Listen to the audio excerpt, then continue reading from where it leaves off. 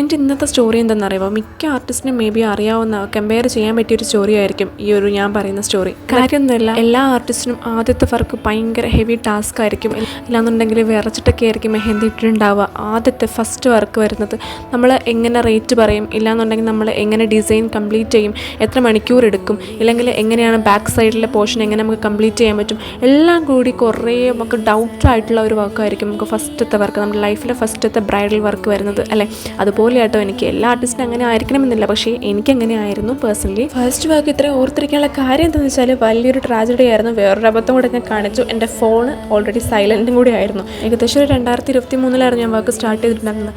അത് ഞാൻ വീട്ടിൽ നിന്ന് ഇറങ്ങിയപ്പോൾ തന്നെ ഞാൻ ഹസ്ബൻഡ് അടുത്ത് പറഞ്ഞിട്ടുണ്ടായിരുന്നു. ലൊക്കേഷനും കാര്യങ്ങളും ഏകദേശം ഞാൻ പറഞ്ഞു കൊടുത്തിട്ടാണ് ഞാൻ വന്നിട്ടുള്ളത്. അത് വലിയൊരു കാര്യമായിരുന്നു ഞാൻ ആലോചിക്കുന്നുണ്ടായിരുന്നു ആ സമയത്ത്. കാര്യം വേറൊന്നുമല്ല, ഞാൻ വർക്ക് കഴിയാൻ തന്നെ കുറച്ച് ലേറ്റ് ആയതുകൊണ്ട് ആളെന്നെ വിളിച്ചുകൊണ്ടിരുന്നു. ഒരുപാട് തവണ വിളിച്ചു, എവിടെയെന്ന് അറിയാൻ വയ്യാത്തതുകൊണ്ട് അങ്ങനെ കോൾ എടുക്കാനും പറ്റിയില്ല. ആൾക്ക് നല്ല ടെൻഷനായിട്ടോ. അങ്ങനെ ലൊക്കേഷൻ എങ്ങനെയോ ഒരു പറഞ്ഞ ഊഹം വെച്ചിട്ട് കണ്ട് ഒരു പന്തലിട്ട വീട് കണ്ട് അവിടെ കയറി വന്ന് ഇങ്ങനെ അന്വേഷിക്കുക ചെയ്തിട്ടുണ്ടായിരുന്നത്. അതാണ് എൻ്റെ ഫസ്റ്റ് വർക്ക്. അതുകൊണ്ട് തന്നെ ഞാൻ ഒരിക്കലും മറക്കത്തില്ല.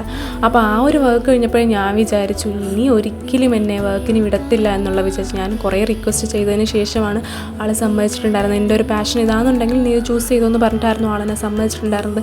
എന്നിട്ട് ആദ്യത്തെ വർക്ക് ഇങ്ങനെ കൊണ്ട് കൊളവാക്കിയപ്പോഴത്തേക്ക് വിചാരിച്ചു ഇനി ഇങ്ങോട്ടും അങ്ങനെ ആയിരിക്കുമോ എന്നുള്ളത്. അപ്പോൾ അതിനുശേഷം ഞാൻ പഠിച്ചു. നാട്ടിലുള്ളപ്പോൾ മാക്സിമം എൻ്റെ കൂടെ വർക്കിന് വരുമായിരുന്നു ആൾ. അപ്പോൾ ഇതുപോലത്തെ ഒരുപാട് സ്റ്റോറീസ് എല്ലാ ആർട്ടിസ്റ്റിനും കാണുമായിരിക്കും. അപ്പോൾ അങ്ങനെ ഉണ്ടെന്നുണ്ടെങ്കിൽ നിങ്ങൾ കമൻറ്റ് ചെയ്യാൻ മറക്കരുത് കേട്ടോ. അപ്പോൾ ഇത്രയേ ഉള്ളൂ. Thank you for watching.